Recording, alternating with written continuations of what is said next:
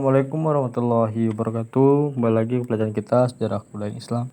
Hari ini kita akan melanjutkan pelajaran kita yang kemarin, yaitu Nabi Muhammad SAW hijrah ke Yastrib atau Madinah. Akabah 1 dan 2 dari sejumlah orang-orang Yastrib yang beriman. Nabi Muhammad SAW mulai menyusun strategi sembari menunggu perintah hijrah melalui wahyu ilahi dalam Quran surah Az-Zumar, yang artinya, katakanlah, hai hamba-hambaku yang beriman, bertakwalah kepada Tuhanmu. Orang-orang yang berbuat baik di dunia ini memperoleh kebaikan, dan bumi Allah itu adalah luas. Sungguhnya hanya orang-orang yang bersabarlah yang dicukupkan pahala mereka tanpa batas. Quran surah Az-Zumar. Setelah mendapatkan perintah hijrah, Nabi mulai memerintahkan para sahabatnya untuk berhijrah secara sembunyi-sembunyi menuju Yastrib. Keadaan itu terjadi pada tahun 622 Hijriah, pada tahun ke-13 kenabian. Setelah 10 tahun berada di Yastrib, Nabi mengubah nama kota itu menjadi Al-Madinah atau Madinatul Munawwaroh, atau kota yang bercahaya. Madinah yang sering dipanjangkan menjadi Madinatul Nabi, artinya kota Nabi, atau Al-Madinah An-Nabawiyah, kota kenabian. Para musyrikin Mekah mulai gusar mendengar berita kaum muslimin Mekah yang sudah banyak meninggalkan Mekah menuju Yastrib. Mereka khawatir ajaran Nabi Muhammad akan semakin meluas sehingga kekuatan Islam bertambah kuat hingga menandingi kekuatan mereka di Mekah. Para pemuka Quraisy berkumpul di Darun Nadwa untuk membahas strategi pencekalan Nabi Muhammad SAW agar gagal meninggalkan Mekah. Akhirnya diputuskan untuk mengeksekusi Nabi Muhammad SAW agar pembunuhan tersebut tak mendapatkan tuntunan balasan dendam dari Bani Abdi Ma'naf, suku klan Nabi Muhammad SAW. Mereka bersepakat yang melakukan eksekusi koalisi berbagai suku bangsa Quraisy. Pada saat itulah malaikat membawa wahyu turun mengabarkan rencana kaum Quraisy kepada Rasulullah SAW dalam Quran surah Al-Anfal.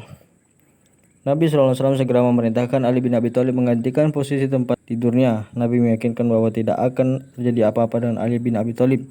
Ali diperintahkan untuk mempersiapkan barang-barang amanah penduduk Mekah untuk dikembalikan pada pemiliknya. Pagi dini hari sebelum Nabi SAW meninggalkan rumah, pada pemuda Quraisy dengan pedang terhunus telah mengepung sekeliling rumah Nabi SAW dan siap membunuhnya jika keluar meninggalkan rumah.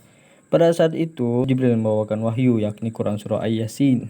Quran surah Yasin ayat 36. Nabi Muhammad SAW membaca wahyu itu sembari meniupkan ke arah luar rumah.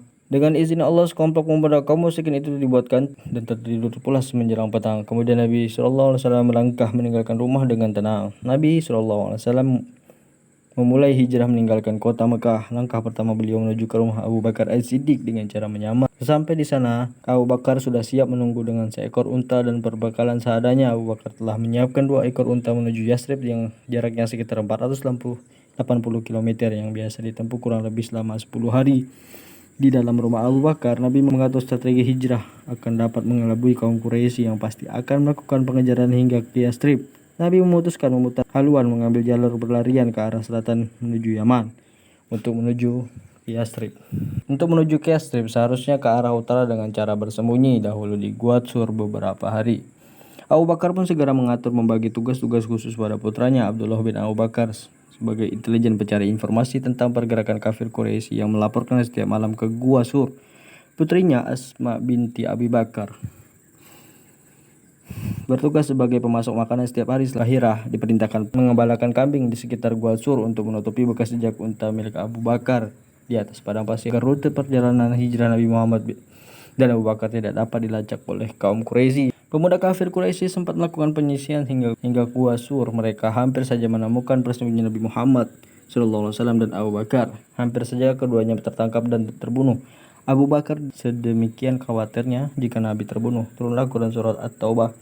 Nabi SAW ucapkan untuk menenangkan hati Abu Bakar As-Siddiq. Allah pun menyelamatkan mereka berdua dengan memerintahkan sepasang burung merpati bersarang di mulut gua serta sarang laba-laba yang menghasilkan bahwa gua tersebut belum pernah dimasuki seorang pun, sehingga kaum Quraisy yang dipimpin Umayyah bin Kafah Bilal memasuki gua. Kafah batal memasuki gua. Mungkin sampai sini dulu pelajaran kita, semoga bermanfaat. Assalamualaikum warahmatullahi wabarakatuh.